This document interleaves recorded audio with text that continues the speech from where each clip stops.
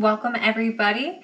So we used to be the Mental Mary Show. We are now Nerdy Girl AV Chats on Mental Health. My name is Jen. I'm an AV professional and have a handful of neurodiversities myself, ranging from ADHD, autism, and depression, to name a few. In today's video, I want to talk about Tourette Syndrome. I'm going to say a little bit about how it's diagnosed and some of my story and journey. It's a video I've been really reluctant to make and very, very nervous. So here, apparently we go. That was a tick, by the way, for anyone that had no idea. So let's talk about what are tics, and then we'll jump into the criteria for Tourette syndrome. Tics are, they can be either vocal, which would be sounds or words or phrases, and then there are motor tics, which are involuntary movements. They can be simple or complex, and that depends upon the amount of muscle groups that are involved in that movement. So that's the difference between a simple and a complex tic. Now, you could have a tic disorder, which Tourette being one of them. There are persistent or chronic tics, and then there's provisional. And the big difference between all of these is kind of just the combinations. So first, you could have provisional, which would be your symptoms are for less than a year. A chronic or persistent tic disorder would be that your symptoms are longer than a year, but they're only motor or they're only vocal tics. Then there is Tourette syndrome, also referred to as TS or Tourette's. But Tourette syndrome is, it needs a few criteria. So first off, your symptoms are around longer than a year. They start before the age of 18. And you must have at least two motor tics and at least one vocal tic. And the other thing for all of these tic disorders is that they can't be explained by medicine or other medical condition. So that's kind of the criteria of what it is. Now, actually diagnosing it and everything is actually really quite challenging, particularly when you have more mild symptoms.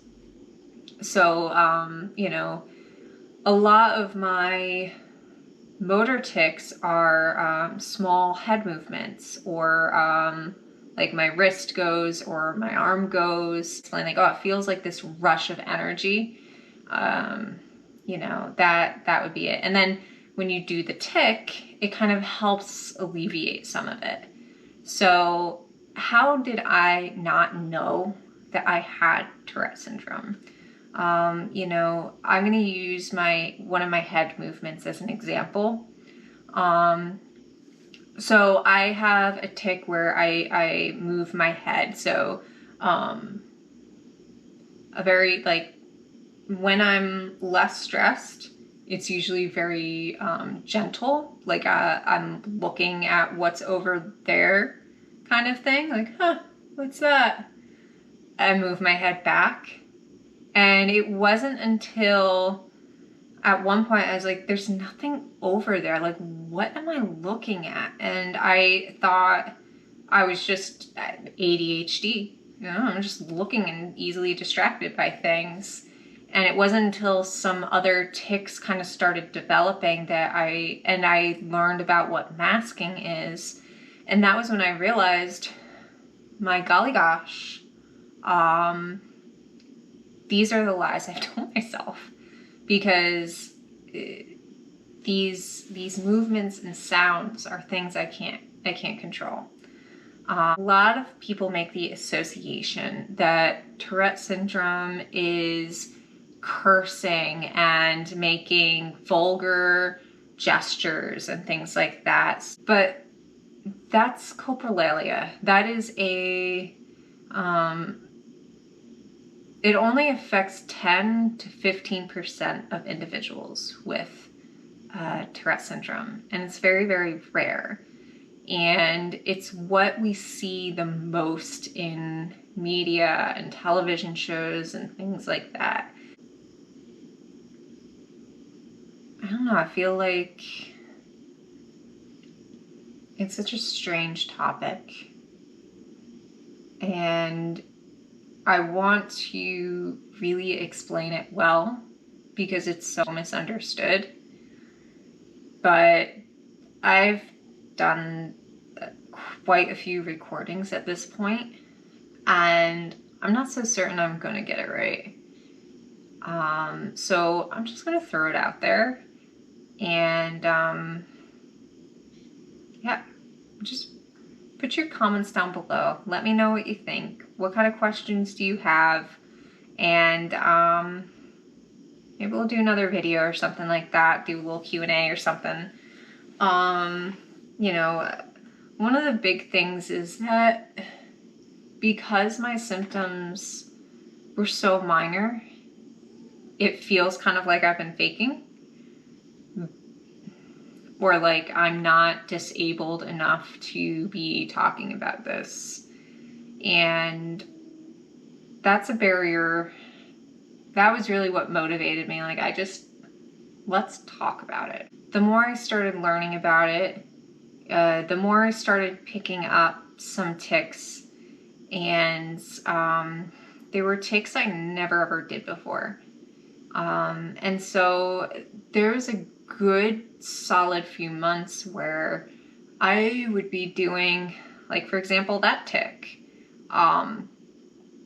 Never done that one until I started learning about tics. And learning what is Tourette syndrome. But just because they were new didn't mean the other symptoms weren't there. It's just that they were so mild and subtle and not disruptive that it never forced me to figure out what they were. And the stress of all of it, and I was going through a lot of things, and there was also the whole COVID-19 thing going on, so that was pretty stressful. But yeah, so what the fuck was I talking about? I'm gonna leave it at that. I think that I have just word vomited enough. Please be sure to like, comment, and subscribe. I love to hear from you all, and if you have any questions, I definitely want to hear. I hope that this has been relatively clear. I have no idea. I have a lot of editing to do, not because of tics, just because I've been trying to put this all together. It's been such a journey trying to make sense of it in the first place. So everyone, I will say, please be kind, be strong. Remember that you are not alone. You're all wonderful. Please come again. Thanks, guys.